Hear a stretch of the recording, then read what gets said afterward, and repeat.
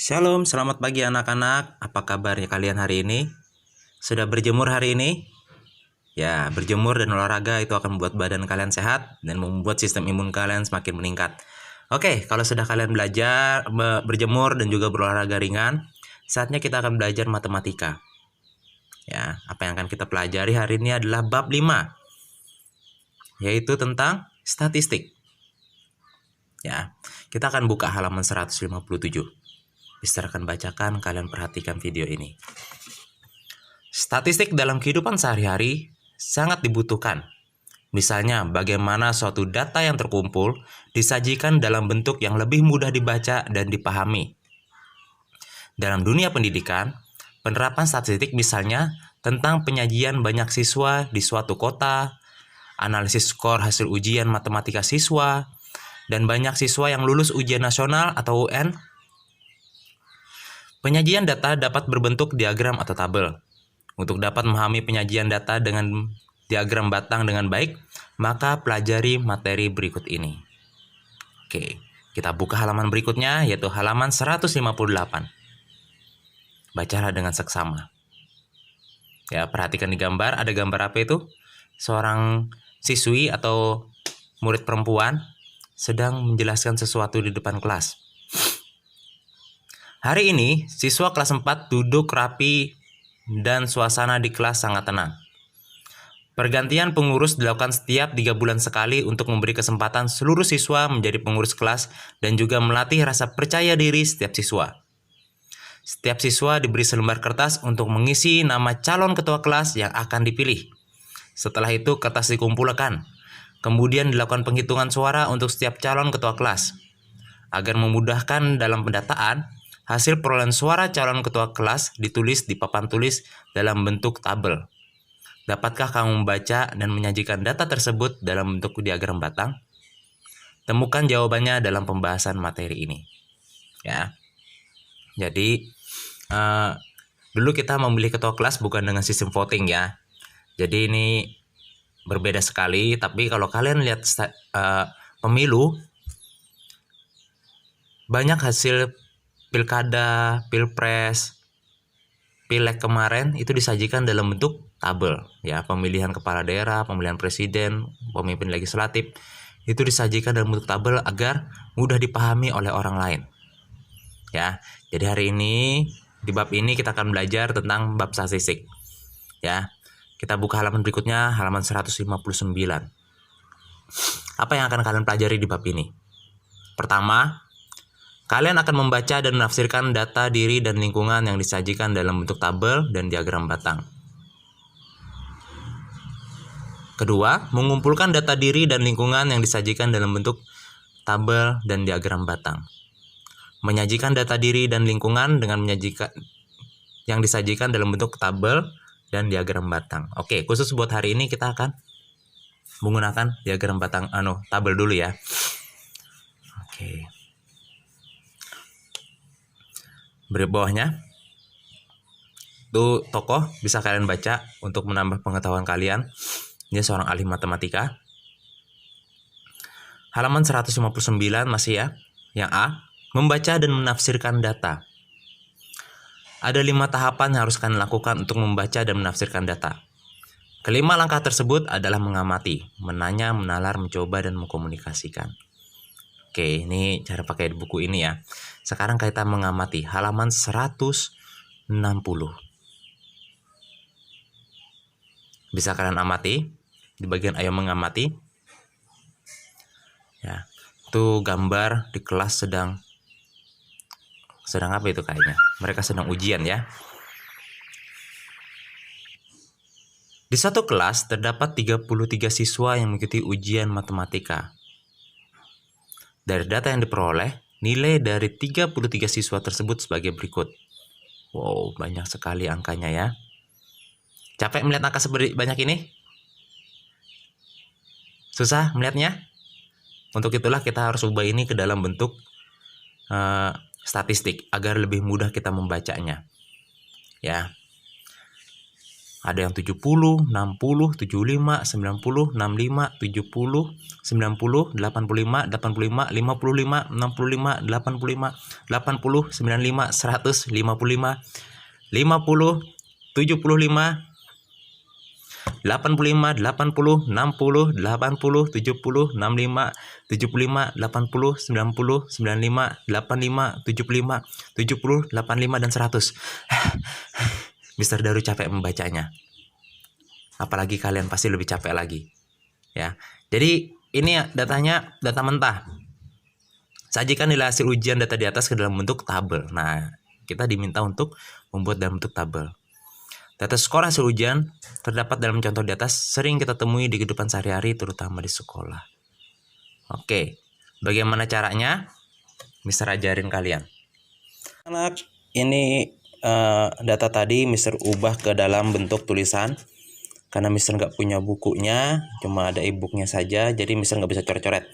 Oke, kita ketemukan di sini kan data paling kecil adalah nilainya 50.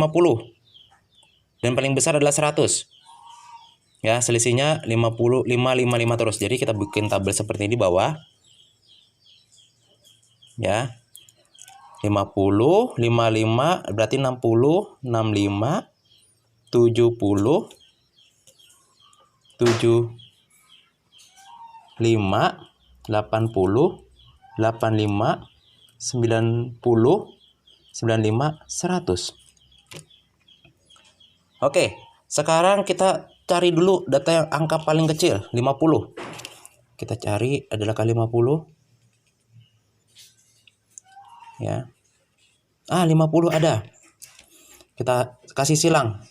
Takutnya nanti biar kita nggak dua kali mendatanya. Jadi sesuatu angka yang sudah kita data, sudah kita temukan, kita coret biar itu nanti nggak dihitung lagi. 50-nya ada 1. Terus itu adalah jumlah cuma pakai garis, sistem garis. Hampir mirip seperti angka Romawi, tetapi kalau angka Romawi kan 5 ditulis V. Itu jauh lebih susah. Jadi kita pakai garis batang-batang gitu aja. Ingat, 1 berarti garisnya 1. Ada lagi kah yang nilainya 50? Kalian lihat juga di tabel kalian, di buku kalian. Kalau kalian nggak punya buku matematika, ya terpaksa nulis manual seperti Mister Daru kayak gini. Oke, 50 cuma 1. Sekarang kita cari 55. Ada berapakah nilai 55? 1. Ingat, setelah step gores juga di bawahnya. 55, ada lagi. Gores 1 lagi. Masih ada 55? Tidak ada. Selanjutnya 60.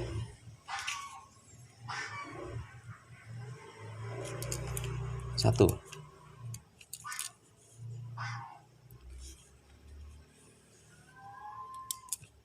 2. Hanya ada 2 ya. Oke, gitu terus lakukan sampai kalian selesaikan.